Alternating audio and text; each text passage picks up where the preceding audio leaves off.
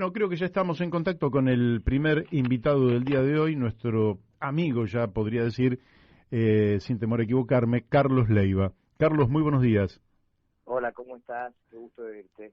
Gracias por llamarme amigo, también lo sos para mí. Bien, bueno, sí, yo creo que la amistad es un valor que ha decaído, si se quiere, en la sociedad, pero yo creo que hay que restablecerlo con toda la potencia que se merece, porque solo un país donde la amistad reine es un país que puede darle soluciones a todos y no a algunos en detrimento de otros, ¿no? Así Pero, es.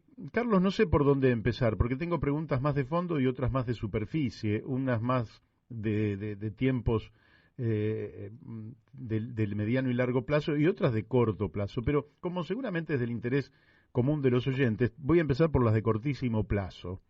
Entonces, nosotros hemos visto que se incubaba desde hace unos cuantos días atrás una crisis y resulta que en el aniversario, en el 48 aniversario de la muerte del tres veces presidente de la Nación, Juan Domingo Perón, se produjo no solo homenajes sobre los cuales me gustaría que vos, a los cuales te refirieras, sino que además se produjo una crisis en el Gabinete Nacional que pareció que iba a ser una crisis más profunda que terminó reemplazando simplemente al ministro de Economía, Martín Guzmán, por Silvina Batakis. ¿Cómo lees lo que ocurrió en las últimas 96 horas en la Argentina? Bueno, me parece que, digamos, lo que todos estamos viendo, eh, tenemos que el dispositivo exitoso en el electoral que diseñó Cristina Kirchner con su públicamente archienemigo, que era Alberto Fernández, yo no escuché jamás las cosas tan agresivas en términos personales a Cristina por televisión, de parte de un opositor militante, digamos, de la extrema del PRO, hablar de la manera que habló Alberto Fernández de Cristina, que la trató en forma personal, vehemente, desquiciada. Bueno, evidentemente la gente tiene capacidad de perdonar y de olvidar, y eso es una virtud, pero llamaba la atención a cualquiera que un corazón tan enorme pudiera depositar tanto amor y tanta confianza en una persona que había sido, digamos, operadora de tanta, ¿cómo poner otra palabra? Traición, ¿no? Mm. Pensá que Fernández le debe todo a los Kirchner. Fernández era un hombre muy oscuro, digamos, un chico de cuarta, honestamente, lo digo de frente march. Él dice, por ejemplo, que él estaba en el Ministerio de Economía con Zurril, y yo le pregunté a Juan Zurril si lo recordaba, me dice, nunca le vi la cara.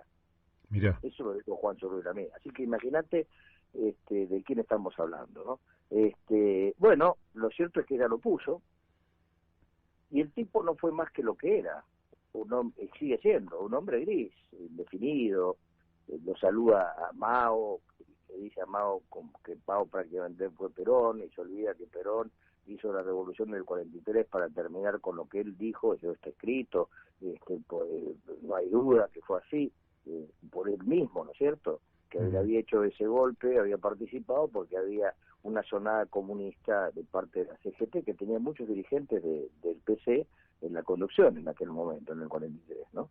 Ajá. Es decir, un tipo realmente, un patán, eso es lo que es realmente Alberto Fernández, lo ha demostrado, eso no cabe duda, habilidoso para hablar. Bueno, vos verás qué descarga de bronca con una persona. Es que, ¿sabes Bueno, qué? es el presidente. Sí, lo que más duele es en una persona es que no. Me acuerdo que él acudió a la imagen de la puerta giratoria con una piedra para referirse al cepo cambiario. Sí, Es una imagen muy linda que él dijo. El cepo recuerdo. cambiario es como poner una piedra en una puerta giratoria, no se puede entrar ni salir. Pero no, Alberto Fernández es una puerta giratoria. Vos lo ves ver en un momento de este lado, dando vueltas por todos lados. Es un hombre que gira sobre sí mismo. Ahora bien, obviamente es clarísimo que no cumplió con ninguno de los compromisos que se había establecido con Cristina, que no eran compromisos ideológicos, eran compromisos judiciales.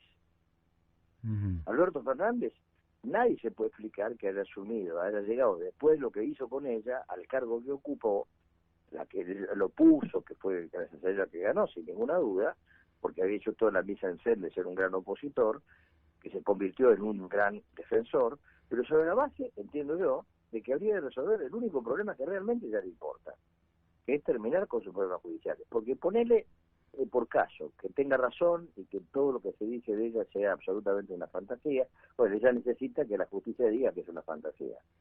En todo caso, tiene que decirlo, porque de lo contrario puede morir con la enorme sospecha de haber sido una delincuente común. Y todavía necesita la justicia. Y Fernández, por supuesto, no pudo avanzar ni un centímetro en todo esto, a pesar de ser un hombre que supuestamente tenía muy buena relación, sobre todo con la Hayton de Nolasco, ¿no? De eso doy fe, que tenía buena relación con ella. No sé por qué, pero la tenía. Ahora bien, no logró nada. Entonces, todo este tira y afloja, que por supuesto tiene ribetes ideológicos, que tampoco lo podés creer, porque Cristina Kirchner fue una defensora a ultranza de la convertibilidad, junto con Néstor Kirchner. La gente se olvida que Néstor no quiso ser jefe de gabinete de Duhalde, porque Duhalde iba a modificar la paridad cambiaria. La gente lo olvida eso. No, yo no me olvido, recuerdo perfectamente Sí, que defendía el 1 a 1 y no quería cosa, cambiarlo, sí. Eso lo me acuerdo. Estaba en contra del default, por lo tanto estaba a favor de pagar. Digamos, son gente que no tiene una posición política, ideológica, cultural, son oportunistas, todos ellos. En realidad es una enfermedad general de la política, ¿no? Cuando vos ves los que forman el PRO, te encontrás con el joven Lustó, que es el autor de la 125, que provocó el caos económico en la Argentina, firmó el tren bala y qué otras cosas más te puedo decir. Y fue director del INDEC mientras el INDEC falsificaba los precios. Y es un líder del PRO. Parece mentira. Eso yo no me acordaba. Él también estuvo en el INDEC.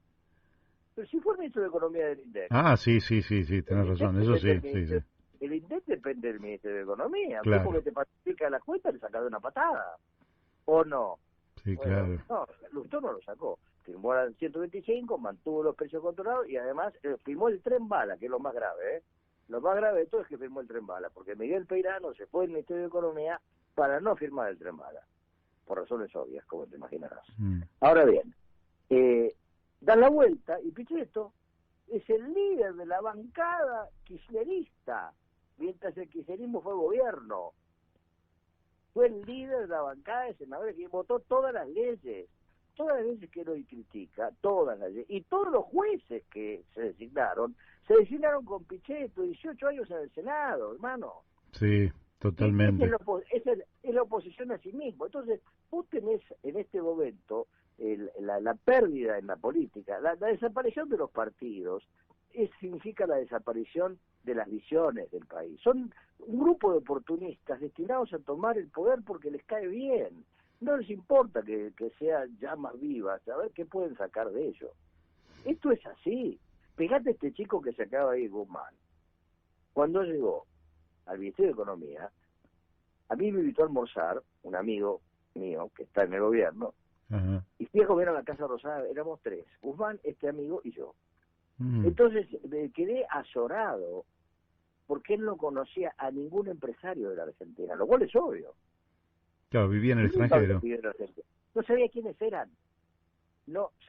quiénes eran. Me pidieron una lista, Mario. Este chico apareció allí y fíjate vos, en su carta dice, la gente deja de lado esas pequeñas cosas, ¿no? Dice, yo cuando Fernández fue el decano traté de ser el ministro de Economía. Sí. ¿No tengo la indignidad de un tipo que no es que estés esperando que te llamen, sino buscas que te llamen? Sí. Mentiroso, nunca fue profesor en Columbia, nunca, no es profesor de Columbia. Es un adjunto de económicas en Buenos Aires y ganó la titularidad de la cátedra de La Plata siendo ministro de Economía. Ojo, o sea que es un mentiroso, como lo es también Alberto Fernández, que nunca fue profesor universitario, es un docente autorizado, no tiene concurso de antecedentes ni de oposición. Entonces, quiero decirte, pues, Leiva, ¿qué te pasó? Bueno, te digo, realmente, yo creo que hay que poner las cosas en su nombre. Esta es la gente que está en eso. Esta es la gente que está en la escena. Es decir, Sí, no sí. puedes creer nada sólido. Ahora bien, mirá lo que te voy a decir. Todo lo contrario te voy a decir de Batakis. Batakis es una profesional de carrera administrativa, conoce el sistema de administración pública, cosa que por supuesto Guzmán no tenía la menor idea, como tantos otros, ¿no? Consultores que llegan a la función pública son solamente habiendo asesorado del sector privado. Vos te formás en la administración pública. Argentina destrozó su administración pública beberiana a partir de, digamos, el golpe militar y por supuesto con Cavallo fundamentalmente, ¿no? Claro. Antes vos tenías, pasaban los gobiernos de todo tipo, pero la administración pública sólida, los directores nacionales eran tipo de 50 años, 60 años que estaban hace años en su función. Eso se rompió. Entonces vos tenés un país donde hay muy poca gente con profesionalidad. Esta chica Batakis lo es. Bien. Es una persona que ha hecho una carrera ahí adentro. Oh, eso sí, lamentablemente está intervenida por una ideología. Por una ideología que está a contramano de la lógica de la realidad, que quiere que se pase lo que uno quiere sin tener en cuenta que hace muchos años los estados no pueden hacer todo lo que quieren porque el poder político y económico en el mundo tiene un contrapeso muy grande por afuera, Sí. lo que se llama los mercados, cosa que vos no podés suprimir, simplemente tenés que tratar de manejar, conducir, orientar, pero no puedes decir por tu decisión que se va a terminar. Yo prohíbo esto como si eso te permitiera hacer algo. Yo creo que ella tiene formación, lamentablemente tiene una visión previa, digamos, ideológica, que no está muy consolidada para manejar estas situaciones. Pero ella ha dicho algo muy importante, más allá que la burlen porque dice creo en el equilibrio fiscal. Bueno, es importante que alguien piense que vale la pena en determinadas condiciones tener las cuentas públicas absolutamente en regla. Eso Sí, es una cuestión. eso lo asumió con mucha claridad. Bueno, y eso es muy importante, porque eso, ¿qué significa, Mario? Entonces ya te digo, yo creo que Cristina cayó en una trampa. Viste, a veces vos por exceso de protagonismo te tragás la curva y ¿por qué te digo esto? Silvina Batakis tiene ahí solamente dos posibilidades. Artículo 1, sigo con el acuerdo con el fondo. Artículo 2, rompo el acuerdo con el fondo.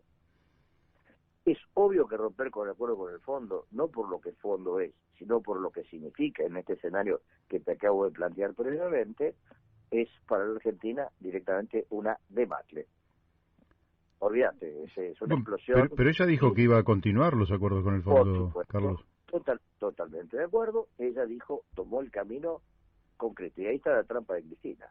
Cristina hizo votar en contra del acuerdo con el fondo a sus seguidores y perdió. Y ahora Cristina, que sin ninguna duda la puso Batakis, está eligiendo el acuerdo con el fondo. Uh-huh. Con lo cual cayó en una trampa. Ella no va a poder, decir con total tranquilidad que Batakis es Guzmán. Pero Batakis va a tener que hacer lo que Guzmán. El gran test es cómo haces para bajar el gasto público, tiene horribles agujeros de no cubrir las verdaderas necesidades y gastar el dinero en cualquier cosa, pero entre otras cosas es el tema de las tarifas de energía y gas, de electricidad y gas, energía. Claro, sí, Tiene que aumentar sí o sí. Ahora, yo te voy a decir algo, AMBA, porque el problema está en el AMBA nada más, ¿eh? Uh-huh. En el interior no es así, en la garrafa popular tampoco. El problema está en el AMBA, o sea, en la ciudad de Buenos Aires y en el Gran Buenos Aires. Si vos hablan de que no se puede hacer la segmentación, bueno, es muy simple. Si vos llamás a todas las empresas que proveen de cable y de internet y de teléfonos celulares, uh-huh, tenés los domicilios, no me importa el nombre, donde se gasta tanto en cable, tanto en internet y tanto en celulares. Esa suma de las personas que tienen esos bienes sí, es hoy 5 o 6 veces la tarifa de electricidad. Así es. Bien, entonces es muy simple, llamas a las compañías para que te provean los domicilios con un sistema de computación muy sencillo. Lo casás con las tarifas de energía y, por supuesto, le aumentás a todas las personas la tarifa plena en tanto llegue al mismo nivel que el nivel del Internet, celulares más televisión. Ujú. No es tan difícil, ¿eh? No es tan difícil. Está buena la idea y me parece que es totalmente lógico. Yo Sí, personalmente no sí. soy partidario, salvo aquellas personas o familias que estén en situación muy grave, Bueno, de está bien, pero, subsidiar, porque me parece que el subsidio debería ir por otro lado. pero, Mario, si vos estás tan grave, no será tan grave para que tengas DirecTV, Internet y celulares. No, pero estoy totalmente de acuerdo con lo que Bueno, decís. entonces, bajate de eso y pagame la luz, porque si no tenés luz no podés tener DirecTV. Sí, claro. Si yo mismo, Bueno, es decir, yo en mi casa pago mucho más de esos servicios que de gas, sí, luz o, por ejemplo, agua. Que el agua me parece incluso una cifra que me da vergüenza, pero es la boleta que me llega. Tampoco puedo pagar por mi por cuenta un supuesto, peso más. no puedes pagar más. Pero digo, el consumo de las personas es revelador. Y este es un consumo, el que te acabo de citar es un consumo domiciliario. O sea que Claro, está tan domiciliario como la energía y el gas. correcto, Entonces, te importa correcto. un cuerno quién sea el dueño del teléfono, quién sea el dueño del gas, es la dirección, donde viviste.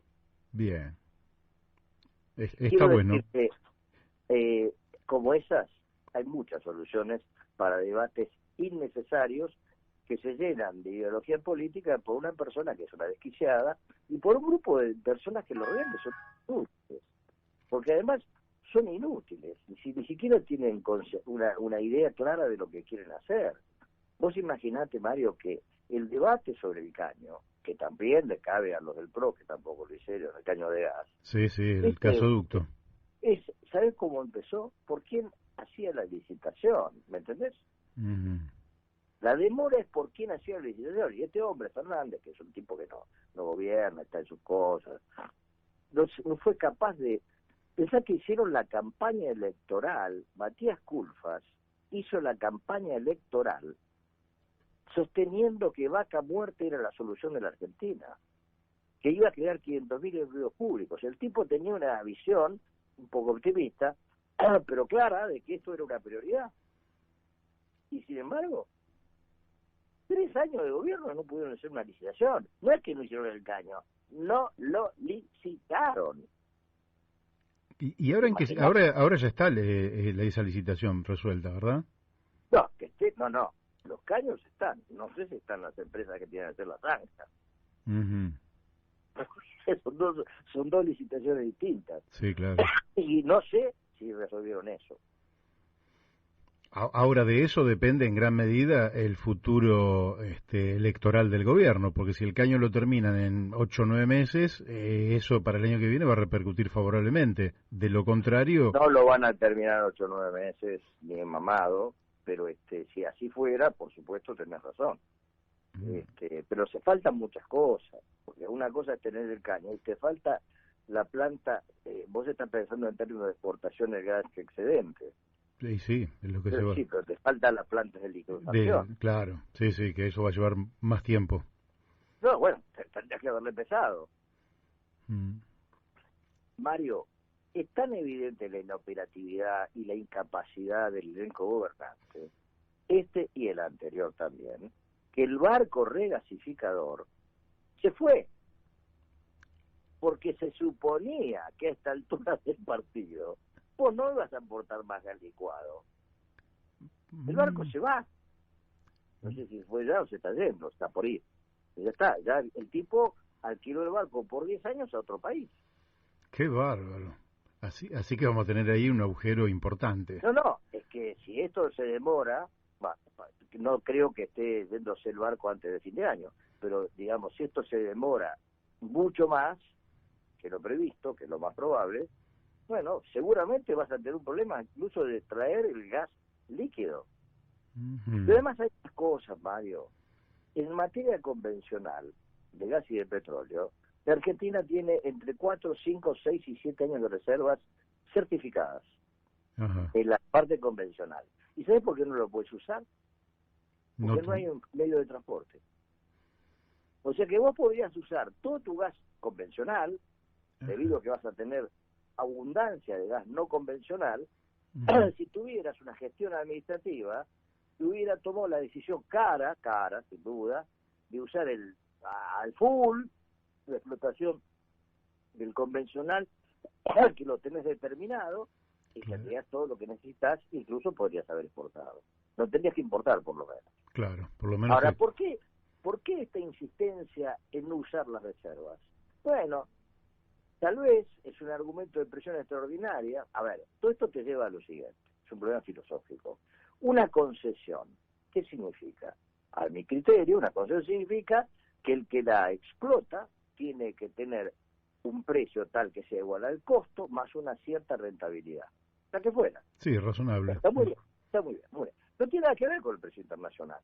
En primer lugar, porque el petróleo no es un mercado transparente. Como lo demuestra el hecho que cualquier despelote en el Golfo o cualquier despelote ahora como el de Rusia te genera una explosión de tarifas. Eso no es un mercado. Así es. Eso tiene nada que ver con la propiedad. Eso no es un mercado transparente. Por lo tanto, hablar de que el petróleo y el gas en un país tienen que valer lo que vale el promedio internacional es un disparate desde el punto de vista de la teoría económica. Es un disparate. Correcto. Muy bien. Si esto es así, cuando te demoran para que vos importes, cuando tenés un país con un valor dólar, un valor de petróleo que está por debajo a veces del precio internacional, lo que hacen es tener un precio testigo para decirte, subime la tarifa para que saque más. ¿Me explico? Sí, sí.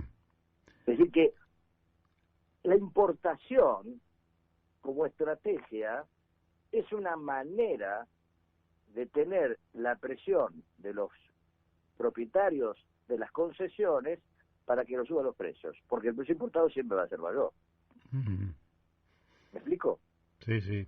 Ahora detrás de todo eso, termino, también hay un negocio. Claro. Bueno, todo lo que tiene que ver con la energía, con los combustibles sobre todo, ¿no? Distinto es la energía eólica o solar.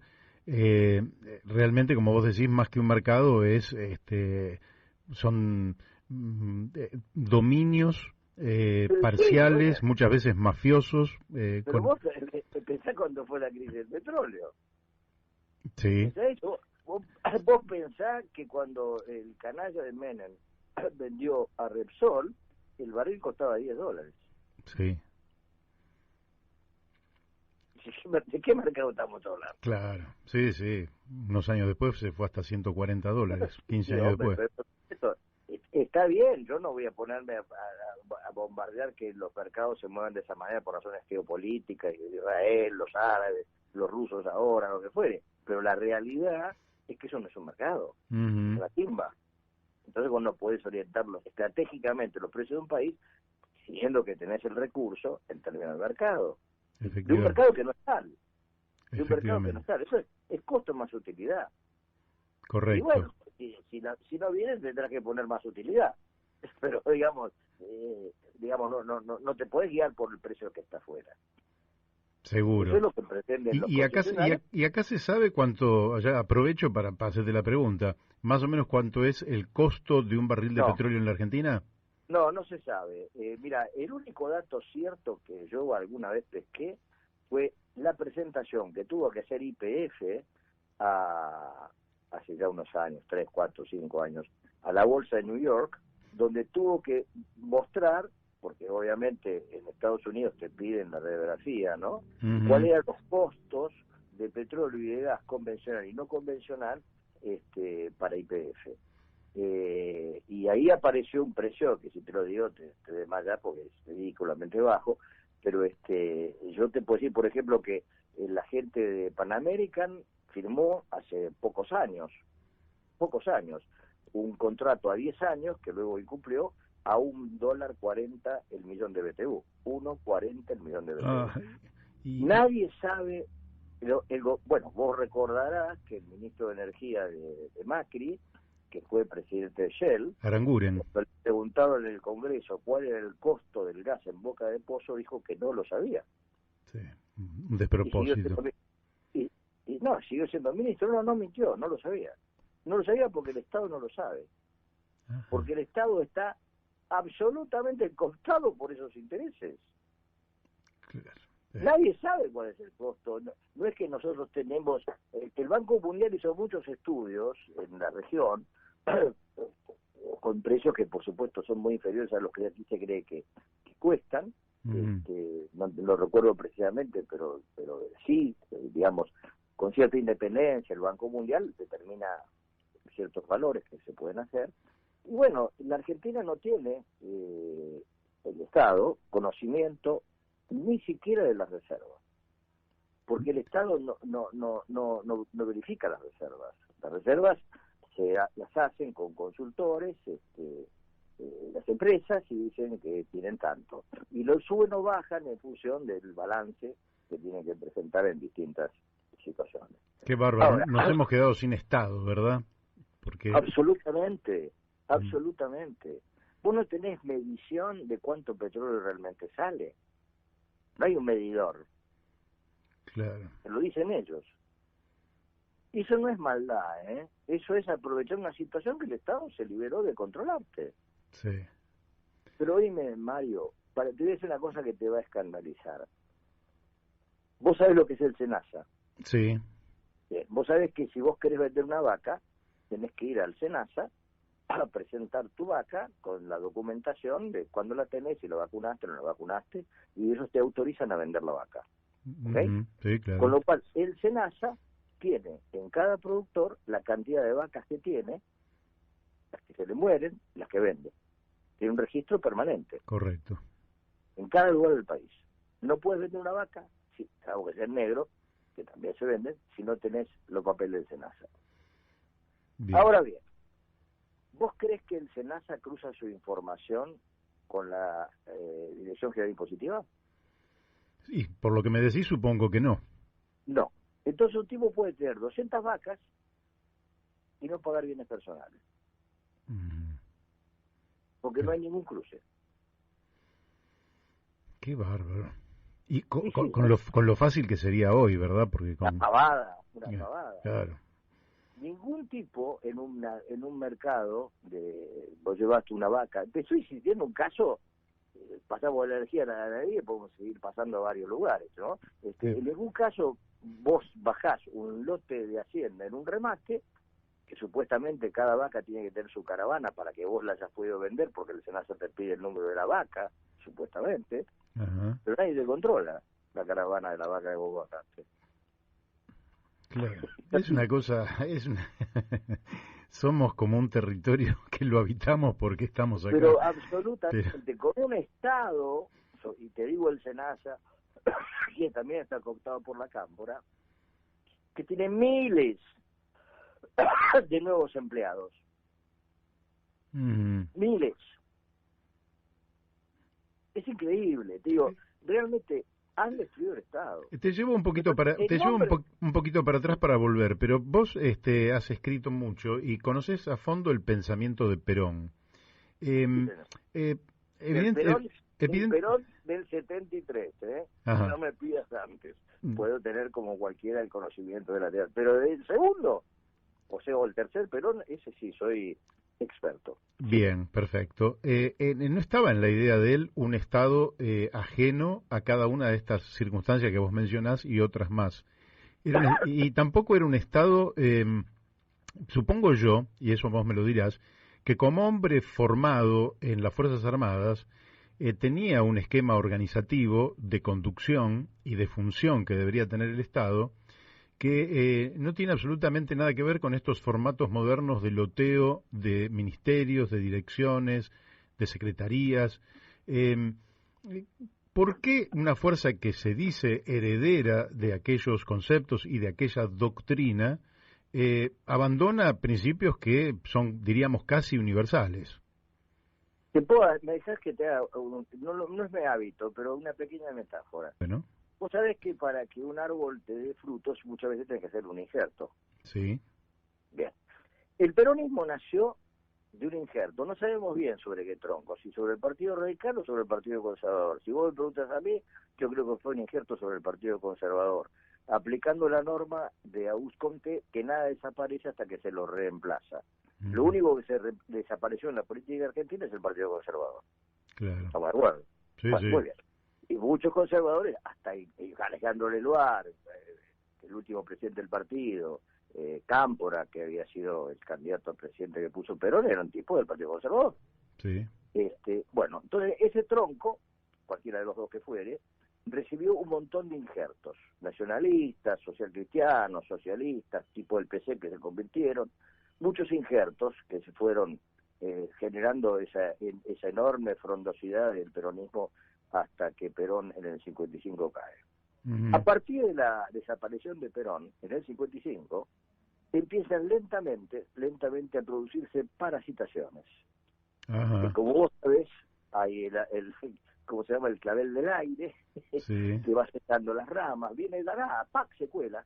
Mira qué notable. Yo te voy a pedir que vos te hagas un ejercicio de memoria.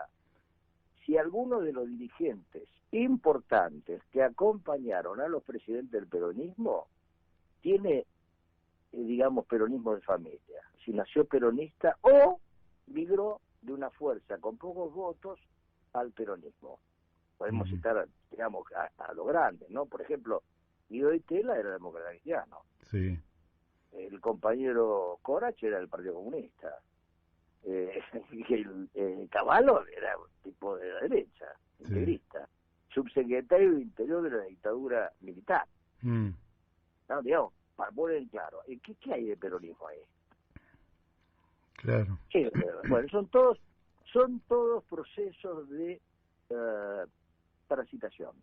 Y el árbol se secó por falta de pensamiento. Es una botella de Coca-Cola que tiene adentro aguarrás, agua, lo que quieras. La marca te atrae, pero lo que hay adentro es nada. ¿Y por qué no se ejerce la tarea pedagógica del adoctrinamiento en el buen sentido de la palabra? Después las doctrinas se ayornan, etcétera, pero sí tener un... ¿Pero quién va a adoctrinar el peronismo si no hay peronistas de Perón? ¿Vos conocés algún peronista, incluyendo los Duhalde, que haya reivindicado el pacto social? Hablan de la Moncloa. Se olvidan que el pacto social de Perón volvió porque primero se arregló con Balbín, a quien había puesto preso y quien lo había derrocado. Es la hora del pueblo, 1971. Así es. Es decir, es no comprender, es decir, ellos niegan esa historia, porque ¿sabes qué? Vos empezaste por la palabra amistad. Efectivamente, Perón cuando vuelve valorando lo que aprendió en su exilio europeo, la amistad política. Los partidos, la misma palabra te lo dice, los partidos se conciben en tanto son parte de una totalidad. Correcto. Y entonces, en un país sin partes de un partido, sin concebir que hay una totalidad, no es una nación. Entonces, cuando Cristina quiere hacer desaparecer del mapa a los que no están detrás de ella, está diciendo que ella no cree en la construcción de la nación. Y lo mismo del otro lado.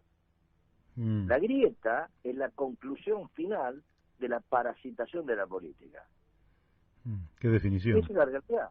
Es decir, es la consecuencia de la parasitación de la política. No es el mal, es la consecuencia del mal. Entonces estamos en una sociedad muy difícil de conducir, porque obviamente los que deberían pensar el rumbo, piensan en el rumbo personal. Y una de las formas más extraordinarias es la renuncia de Guzmán. Sí, eso fue evidente. Ahora como ciclo histórico, uno puede pensar que incluso hay ideólogos, ¿no? Al respecto, que no los voy a mencionar, pero donde mencionan la necesidad de que haya confrontación en el seno de una sociedad.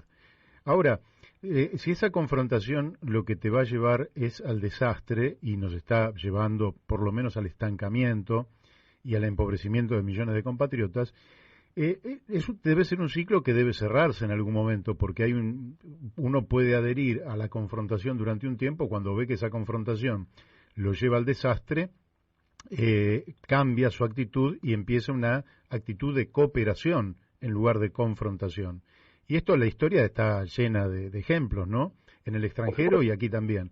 ¿No pensás que este ciclo de confrontación tiene que ser reemplazado por uno de cooperación entre las fuerzas políticas, sociales, económicas, en función de objetivos comunes? Mirá, Mario, comparto absolutamente eso, totalmente. Vos no querés mencionar a Laclau, pero te quiero contar Sí. que Laclau, que habla con ese espíritu nacional, el picarón fue ciudadano británico. Uh-huh. Uh-huh. Empecemos por ahí. Renunció a su ciudadanía, Sí. ¿no? Y adoctrinó a los Kirchner, pobre gente bastante inculta, con la idea tan simple como que lo mejor en política es tener un enemigo. Eso, como vos recordarás, es del viejo alemán Schmidt. Carl Schmitt, efectivamente, que sostenía la necesidad del enemigo para construir política.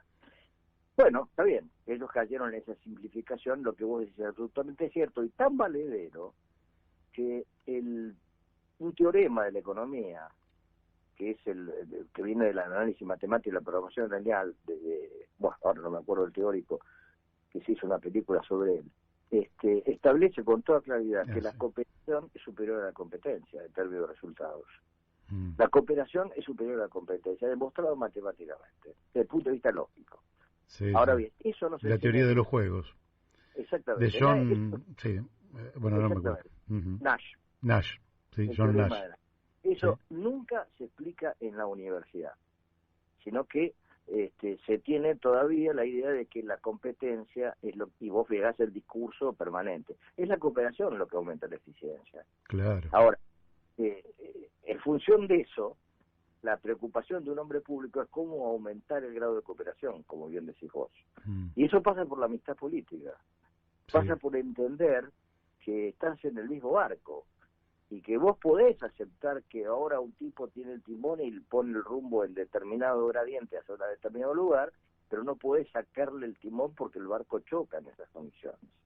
Entonces el tema está en tratar de convencer, persuadir sobre distintas alternativas que cuando las mirás y los pones a la gente a trabajar, mirá, la gran experiencia argentina de su década de mayor crecimiento, que fue el siglo XX, 64-74, fíjate vos, no te estoy hablando de Perón, sino de todos los anteriores, consistió en que lo mejor de la inteligencia profesional y técnica, cualquiera fuera su ideología, se colocó en el 8º piso del Palacio de Hacienda, en el Consejo Nacional de Desarrollo. Allí estuvieron todas las personas que vos seguramente has de conocer en materia de técnicos de vialidad, energía, educación, salud, las personas de verdad, los tipos que sabían, estudiosos, y armaron los planes de desarrollo de la Argentina. Cuando se trata de cómo se traza una ruta, es muy difícil que la ideología que modifique el estilo de la construcción. Claramente no es la ideología, es un aspecto técnico que hay que resolver con eficiencia. Efectivamente, bueno, una enorme cantidad de problemas son estrictamente técnicos, como por ejemplo los de la energía. Claro. Y que son los problemas que centrales, o bueno, en fin.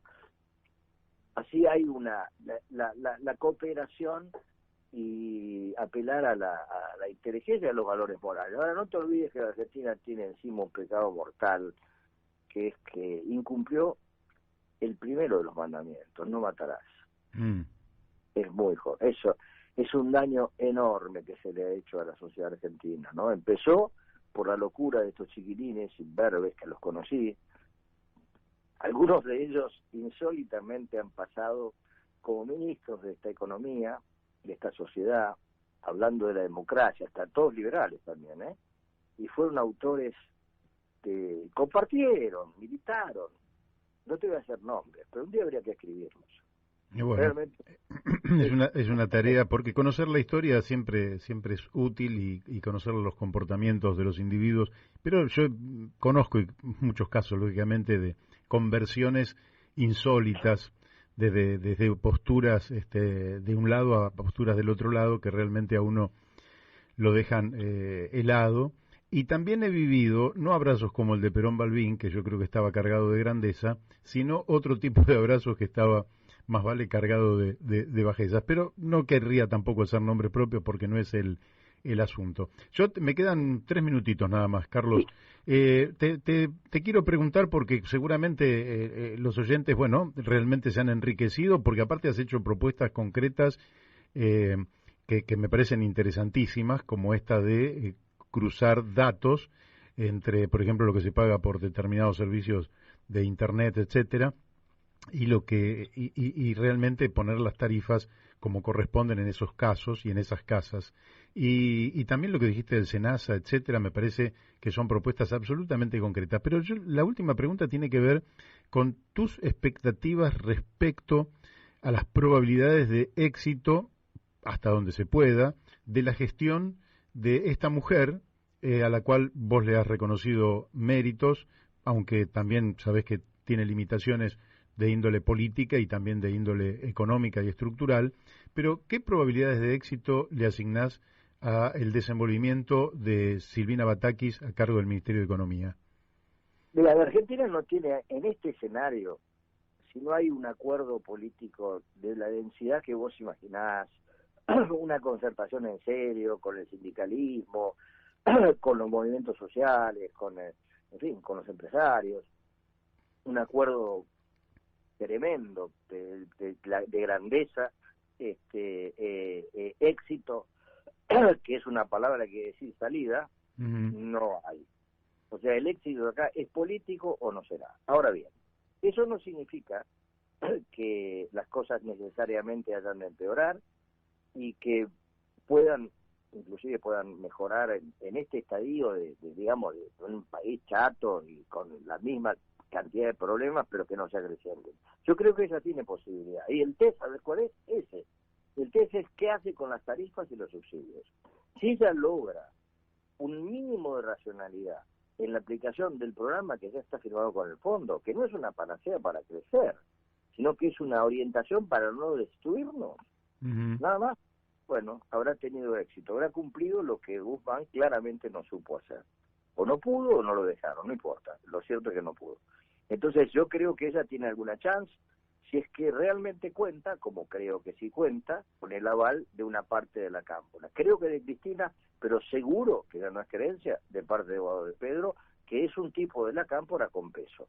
Sí. Entonces, si ella es capaz de instrumentar eso, bueno, puede ser un horizonte, no te digo que vaya a bajar la tasa de inflación de manera abrupta, pero puede tener la espiralización de la economía, que es el problema en que estás hoy. Claro. Hoy estás en el problema de espiralización. Entonces, ella lo podría contener si tiene las agallas como para hacer esto. Ahora, hay un frente interno muy miserable, que es el que está en el Instituto Patria con el tema de la energía, que no entendés por qué razón lo hacen. Te digo, hay algo raro, ¿viste? Porque cuando hay mucho subsidio, y tal vez también está José Cometa, ¿no? Eso no se puede dejar de lado. Es muy raro. Es muy raro. Carlos, te agradezco muchísimo la amabilidad que tuviste. Lógicamente que yo tenía unas cuantas preguntas, me quedaron prácticamente todas en el tintero, pero el caudal de información, de datos y de comentarios es tan rico que vale la pena que dentro de no mucho tiempo volvamos a hablar. Te voy a molestar de nuevo. No, no es una molestia, Mario. Gracias por llamarme. Un abrazo. Un fuerte abrazo. Muchas gracias. Bueno, ustedes lo han escuchado, Carlos Leiva.